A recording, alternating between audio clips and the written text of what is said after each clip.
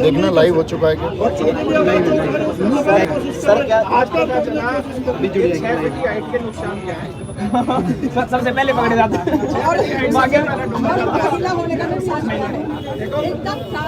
But ma'am एक बात, महिला कांस्टेबल नहीं होना चाहिए। मैम के लिए सच में ये वर्ड ठीक है, आइदर लेडी है।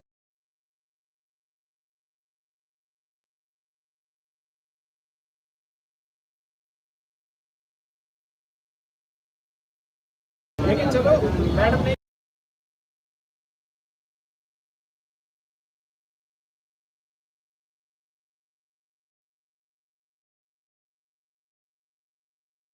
आंदोलन की जो करता धरता भाई अभी तो पता नहीं कहाँ छोड़ेंगे, देखो भगवान ना उनका कॉल भी नहीं रहा आपके पास। मैम आप समझ नहीं रहे, यही रिलेवन है कि बाद में पीटे देना पुलिस से दोनों।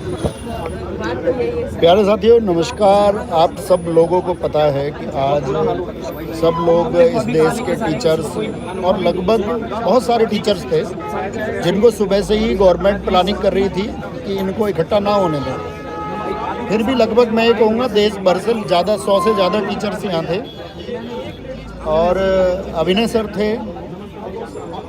आदित्य रंजन सर थे, अंकित भाटी सर थे, संजीव सर थे, राहुल तेवतिया सर थे, राहुल शर्मा सर थे और सभी चैनल से नीतू मैम थी, विक्रमजीत सर थे, काजल सिहाग मैम थी, बहुत सारे लोग यहाँ थे। सब लोग यहाँ पर पहुँचे हुए थे।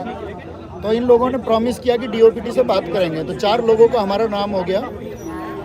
बात करने जाने वाला था मैं, अभिनय सर, नीतू मैम और राकेश सर। हम चारों बात करने जाने वाले थे। उन्होंने कहा कि हाँ आप चारों की बात करा देंगे। इसके बाद में ये लोग थोड़ी देर हमको वहाँ होल्ड करते हैं, आश्वासन देते हैं और उसके बाद ने इसको मतलब इतनी लाठियाँ बजाई हैं। कोई फीमेल स्टाफ नहीं है उनके साथ में, हमारे साथ फीमेल मैम भी हैं, मैडम थी, बहुत सारी मैम थी। सबको लाठियों से पीटा गया और सबको खचेड़ के बस में भरा गया कि भाई खींच के बस में बिठाओ सब लोगों को। संजीव सर का लेफ्ट हैंड टूट गया और इतनी लाठियां सब लोगों को मारी है। अंकित सर के ऊपर इन लोगों ने हाथ छोड़ा है, मतलब बदतमीजी की है। यार दिल की पुलिस समझते थे, ये दिल की पुलिस है, लेकिन समझते हैं कि हाँ एक दबाव होता है प्रशासन का, वो सब हम समझ सकते हैं। लेकिन हमारा सिर्फ लाइव आने का उद्देश्य ये है कि आप गवर्नमेंट तक ये मैसेज भेजें कि इस देश के यूथ की बात को आप क्या लाठियों से दमन कर देंगे?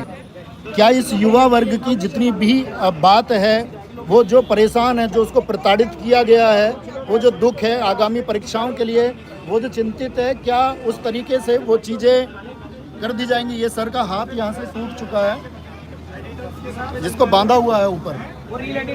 अभी हम लोगों को इन लोगों ने गिरफ्तार करके बस में बिठा लिया है और बहुत सारे आगे पीछे भी पुलिस की गाड़ियां हैं। तो ये लोग कह रहे हैं कि इन लोगों को कहीं बाहर ले जा करके पीटेंगे, कुछ करेंगे या वहाँ छोड़ेंगे, इन लोगों को कहीं पे छोड़ेंगे। मतलब उससे फ़र्क नहीं पड़ता, उस बात से फ़र्क नहीं पड़ता। लेकिन बड़ी बात यह है कि यार जब हम इकट्ठा होते हैं ना तो हमको भागना नहीं चाहिए। पुलिस आई थी तो क्या बात है, हम खड़े थे, किसी को नहीं जाना चाहिए। क्या होता है गिरफ्तारी से?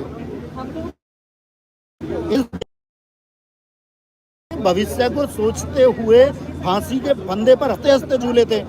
इस बात के लिए झूले थे कि हम एक बेहतर देश बनाएंगे, एक हम सशक्त युवा बनाएंगे। लेकिन क्या वो सशक्त युवा ये सरकार बना रही है? क्या डीओपीटी की ये बात, और आप सब लोगों को अपनी बात डीओपीटी से रखनी है, ये जो एसएससी कर रही है, डीओपीटी जो कर रहा है, क्या इन लोगों के पास इतना समय नहीं है कि प्रतिनिधित्व करने वाले 4 टीचर से ये इकट्ठे बात सुन सकें? क्या उन सब लोगों की बातों को सुना जा सके कि भाई लोग दरअसल में चाहते क्या हैं? क्या संशोधन हो ना हो वो विचार योग्य रहेगा, उस पर विचार किया जा सकता है। लेकिन क्या इस तरह से लाठियों का प्रहार करके, आप लोगों को पता होगा लाला लाजपत राय ने एक बात कही थी कि मेरे सिर पर लाठी का एक एक प्रहार अंग्रेजी शासन के ताबूत की उभरेगा।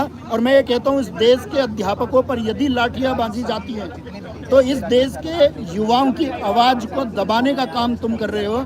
ये सिर्फ तुम अध्यापकों के ऊपर लाठियाँ नहीं पीट रहे हो, ये तुम काम कर रहे हो कि इस देश के युवा के भविष्य को हम लोग दबा देंगे।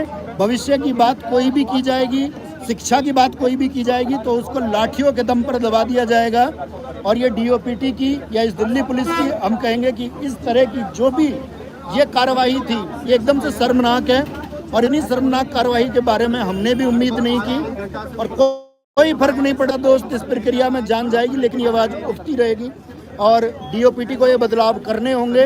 डीओपीटी को ये स्वीकार करना होगा कि वो एडीकिटी जैसी इन संस्थाओं के साथ में, भ्रष्ट संस्थाओं के साथ में बच्चों के भविष्य को नहीं संवार सकती है और बच्चों के भविष्य को बिगाड़ा नहीं जा सकता है। जिस एग्जाम प्रोसीजर पर ये चल रहे हैं, सिलेक्शन पोस्ट के बच्चों के साथ जो इन्होंने किया, उसी गड़बड़ी के, उसी मानसिकता के माहौल में जो ये स्टेनो के एग्जाम के साथ में करने वाले हैं और वही ये सीजीएल के एग्जाम के साथ में भी करने वाले हैं। तो इस तरह से बच्चों के भविष्य को अनदेखा करके यदि आप कह रहे हैं कि हम एक न्यू इंडिया बना रहे हैं, तो मैं ये कहता हूँ ऐसे न्यू इंडिया की ज़रूरत हमको बिल्कुल नहीं है। हमको वो सशक्त भारत चाहिए, हमको वो सशक्त लोग चाहिए जो इस छात्र वर्ग के बारे में सोचते हों, जो स्टूडेंट्स के हितों की चिंता करते हों, जो इन स्टूडेंट्स के बारे में सोचते हों कि एक भी बच्चे की आंख से यदि आंसू आता है तो मैं उसको